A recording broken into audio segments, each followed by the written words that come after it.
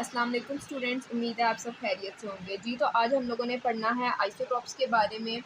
Iso means same, tops means place, मतलब कि same place में हमारे पास कोई चीज़ हो तो उसको हमने आइसोटॉप्स बोल दिया। ठीक है, अकॉर्डिंग टू केमिस्ट्रीज़ की डेफिनेशन क्या है, हमारे पास आइसोटॉप वो एलिमेंट्स हैं जिनके सेम एटॉमिक नंबर हो लेकिन डिफरेंट मैस नंबर हो। ठीक है, अब ये सेम एटॉमिक नंबर और डिफरेंट मैस नंबर की बेसिकली क्या साइंस है, ये किस तरह है। ठीक है, तो सबसे पहले अगर आप देखें तो एक एटम में हमारे पास प्रोटॉन जितने होते हैं उतने ही इलेक्ट्रॉन होते हैं। ठीक है, हमेशा प्रोटॉन और इलेक्ट्रॉन जो होते हैं वो सेम होते हैं, जिसकी वजह से क्या होता है कि जब भी हम लोग किसी भी एटम का एटॉमिक नंबर फाइंड करते हैं तो सेम प्रोटॉन और सेम इलेक्ट्रॉन होने की वजह से हमारे पास क्या होता है, हमारे पास सेम एटॉमिक नंबर आता है। लेकिन मैस नंबर की जब हम बात करें तो मैस नंबर में आ जाते हैं न्यूट्रॉन, और न्यूट्रॉन जो होते हैं वो हमारे पास चेंज आते हैं। ठीक है, अगर हम लोगों के पास हाइड्रोजन की हम एग्जांपल ले लें, हाइड्रोजन 1, 2 और 3, तो हमारे पास तीनों में जो न्यूट्रॉन के नंबर है ना वो डिफरेंट है, जबकि प्रोटॉन और इलेक्ट्रॉन सेम है। तो इस वजह से हमारे पास क्या होगा, एटॉमिक नंबर सेम हो जाएगा और मैस नंबर डिफरेंट हो जाएगा। अब हर आइसोटोप का एटॉमिक नंबर सेम होने की वजह से उसकी जो केमिकल प्रॉपर्टीज़ है वो सेम है, क्योंकि केमिकल प्रॉपर्टीज़ जो है वो एटॉमिक नंबर पर डिपेंड करती हैं। सेम फॉर मैस नंबर की, अगर किसी का मैस नंबर डिफरेंट है आइसोटॉप्स का तो उसकी फिजिकल प्रॉपर्टीज़ क्या हो जाएंगी, डिफरेंट हो जाएंगी, क्योंकि फिजिकल प्रॉपर्टीज़ किसके ऊपर डिपेंड करती हैं, मैस नंबर के ऊपर डिपेंड करती हैं। ठीक है, ये आप लोगों को समझ आ गया होगा आइसोटॉप्स के प्रोटॉन, इलेक्ट्रॉन और न्यूट्रॉन का। अब हम लोग स्टार्ट करते हैं। टोटल हमारे पास जो आइसोटॉप्स हैं वो आपकी बुक में हाइड्रोजन है, कार्बन है, यूरेनियम है, ठीक है, और क्लोरीन है। सबसे पहले हम स्टार्ट करते हैं हाइड्रोजन के बारे में। हाइड्रोजन के 3 आइसोटॉप्स हैं जो हमें नेचर में मिलते हैं, हाइड्रोजन 1, 2, 3। हाइड्रोजन 1 जो सा होता है ये सबसे ज़्यादा अबंडेंट है, जैसे कि आपने देखा है, इसका नाम है प्रोटियम, और हाइड्रोजन 2 का नाम है ड्यूट्रियम, और हाइड्रोजन 3 का नाम है ट्राइटियम। प्रोटियम सबसे ज़्यादा अबंडेंट है, ड्यूट्रियम की जो वैल्यू है वो है 0.015%, और ट्राइटियम जो है वो बहुत रेयर है, ये रेडियोएक्टिव है। ठीक है, बहुत कम मिलता है हमारे पास। अब यहाँ पर आपने देखा होगा मैंने लिखा है कि सब के प्रोटॉन 1, 2, 3 जो सा होता है इसके प्रोटॉन सेम है लेकिन न्यूट्रॉन क्या है, डिफरेंट है। पहले में न्यूट्रॉन है ही नहीं, दूसरे में एक है, और तीसरे में हमारे पास सिर्फ 2 हैं। तो आप लोग ये देखोगे कि हमारे पास जहाँ पर प्रोटॉन सेम है तीनों के आ रहे हैं, ठीक है, इलेक्ट्रॉन भी सेम होंगे तो एटॉमिक नंबर तीनों का सेम हो जाएगा, और न्यूट्रॉन डिफरेंट होने की वजह से मैस नंबर डिफरेंट हो जाएगा। तो ये हमारे पास क्या है, हाइड्रोजन के 3 आइसोटॉप्स हैं। इनकी कुछ फिजिकल प्रॉपर्टीज़ हैं। जो हमारे पास सबसे ज़्यादा अबंडेंट हाइड्रोजन है ना वो है प्रोटियम। तो उसकी जो फिजिकल प्रॉपर्टीज़ है, कलरलेस है, एडरलेस है, टेस्टलेस गैस है, हमें इसकी कोई स्मेल नहीं आती, कोई कलर नहीं आता, कोई टेस्ट नहीं आता। जो ये सोलेबिलिटी भी है, ये बिल्कुल इनसोलेबल है, ये वाटर में बिल्कुल भी सोलेबल नहीं होता है। ठीक है, उसके अलावा ये हाईली इन्फ्लेमेबल है, ठीक है, मतलब डेंजरस है। उसके अलावा हमारे पास एक नॉर्मल वाटर होता है, एक हैवी वाटर होता है। हैवी वाटर हम उसको इसलिए कहते हैं क्योंकि हमारे पास जो नॉर्मल होता है ना, उस वाटर होता है ना, उसमें हमारे पास प्रोटियम हाइड्रोजन के तौर पे मौजूद होता है। लेकिन हैवी वाटर में प्रोटियम जो होती है वो हमारे पास उसकी जगह ड्यूट्रियम आ जाता है। उसकी जगह ड्यूट्रियम आने की वजह से क्या हो जाती है, हमारे पास उसकी फिजिकल प्रॉपर्टी चेंज हो जाती है और बहुत ज़्यादा हैवी नज़र आता है। ठीक है, अब फिजिकल प्रॉपर्टीज़ चेंज होने के साथ साथ उसका क्या होता है, हमारे पास मेल्टिंग, बॉइलिंग पॉइंट, डेंसिटी, हर चीज़ चेंज हो जाती है फ्रॉम दी नॉर्मल वाटर। ठीक है, अगर हम लोग कहते हैं कि मेल्टिंग पॉइंट क्या है, 100 है, सॉरी बॉइलिंग पॉइंट क्या है, 100 है, ठीक है, तो वो हमारे पास हैवी वाटर का डिफरेंट हो जाएगा। ठीक है, अब आप यहाँ पर देख सकते हो मैंने लिखा हुआ है हैवी वाटर फ्रीज करता है 3.81 डिग्री सेल्सियस पे, जबकि हमारे पास नॉर्मल वाटर का जो फ्रीजिंग पॉइंट है वो 0 डिग्री सेल्सियस है। ठीक है, तो ये देखें हमारे पास क्या आ रहा है, चेंज आ रहा है नॉर्मल और हैवी वाटर में। उसके अलावा हमारे पास नेक्स्ट जो है वो है कार्बन। कार्बन के भी 3 आइसोटॉप्स है, कार्बन 12, 13 एंड 14। ठीक है, नॉर्मल जो कार्बन है उसके प्रोटॉन 6 हैं, तो बाकी तीनों के भी प्रोटॉन क्या होंगे, 6 ही होंगे। लेकिन चेंज किस में आ रहा है, न्यूट्रॉन्स में हमारे पास चेंज आ रहा है। पहले में 6 है, दूसरे में 7 है, और तीसरे में 8 है। ठीक है, सबसे ज़्यादा जो कॉमनली अबंडेंट है वो कार्बन 12 है, 98.8% प्रेजेंट होता है। कार्बन 13 जो है ये 1.1% प्रेजेंट होता है। कार्बन 14 जो है ये हमारे पास रेयर मौजूद होता है। ठीक है, ये कार्बन डेटिंग में हमारे पास यूज़ होता है, जिसके बारे में हम आगे बात करेंगे। ये हमारे पास सिंबल्स है कार्बन की कि किस तरह इसको लिखते हैं। देखा जैसे आप लोग ये 6 जो है ना ये हमारे पास क्या है, इसका वो एटॉमिक नंबर है, और ये जो 14, 13 और 12 है ये हमारे पास क्या आ रहे हैं, ये हमारे पास मैस नंबर आ रहे हैं। ठीक है,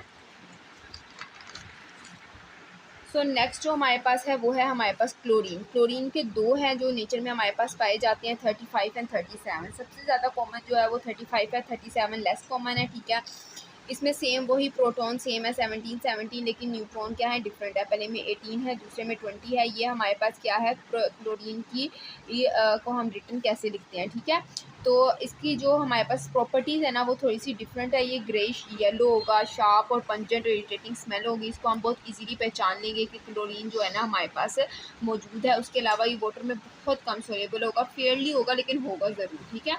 उसके बाद हमारे पास जो लास्ट आ रही है ना वो है यूरेनियम। यूरेनियम के वर्ड से ही आपने बहुत ज़्यादा सुना भी होगा और आपको पता भी होगा कि ये रेडियोएक्टिव होता है। इसको हम न्यूक्लियर रिएक्टर्स में यूज़ करते हैं, ठीक है। तो इसके भी 3 है हमारे पास, 234, 235 एंड 238 यूरेनियम, ठीक है।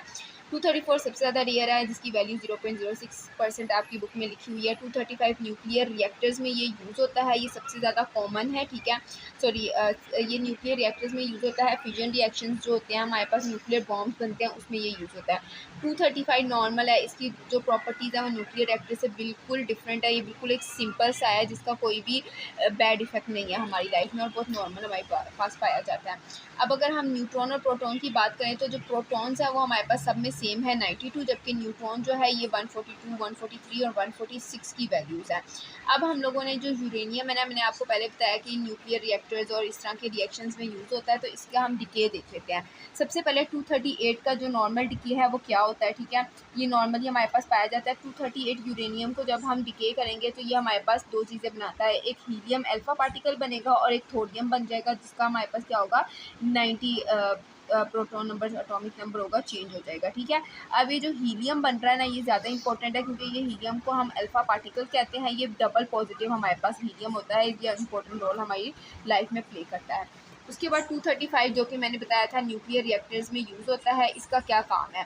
235 जब हमारे पास फिजन रिएक्शन करता है, ठीक है, तो इसमें हमारे पास बेरियम एंड क्रिप्टॉन रिलीज़ होता है और इसके साथ हमारे पास हाई एनर्जी ऑफ हीट भी रिलीज़ होती है। और वो एनर्जी इतनी ज़्यादा होती है पावरफुल कि अगर हमारे पास 17,000 kg कोल बर्न किया जाए ना तो जितनी हम अमाउंट ऑफ हीट हमारे पास रिलीज़ होती है ना उतनी सिर्फ 1 kg यूरेनियम के फ्यूजन रिएक्शन से होती है। आप खुद सोचें कितनी ज़्यादा हीट इसमें से रिलीज़ होती है, इसलिए ये हमारे पास न्यूक्लियर बॉम्ब्स में यूज़ होते हैं। जैसे कि आप लोगों को ऑलरेडी पता है कि न्यूक्लियर बॉम्ब्स के कितने बुरे साइड इफ़ेक्ट्स हैं, कितनी उसकी रेडिएशन डेंजरस है, ठीक है।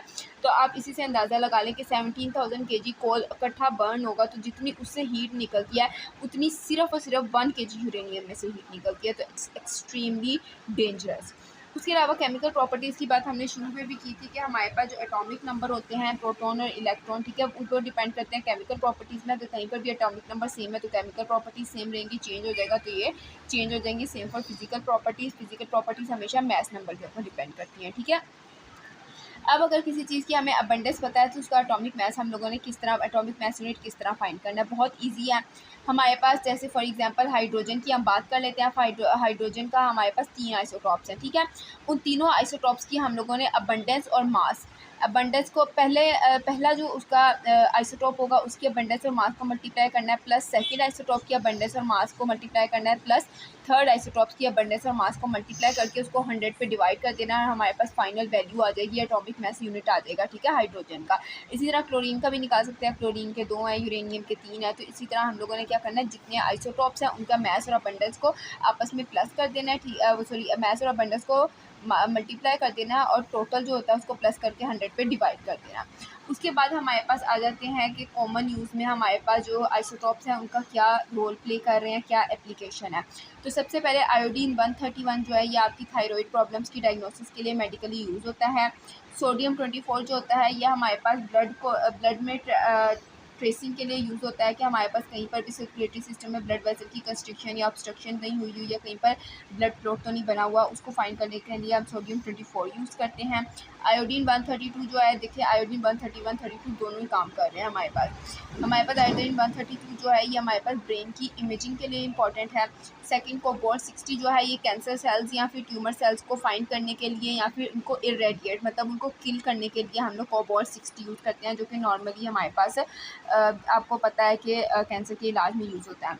उसके अलावा कार्बन 14 है, कार्बन 14 को हम यूज़ करते हैं कि कार्बन डाइऑक्साइड जो हमारा वो फोटोसिंथेसिस में जो कार्बन पाथ है उसको, कार्बन डाइऑक्साइड के पाथ को फाइंड करने के लिए।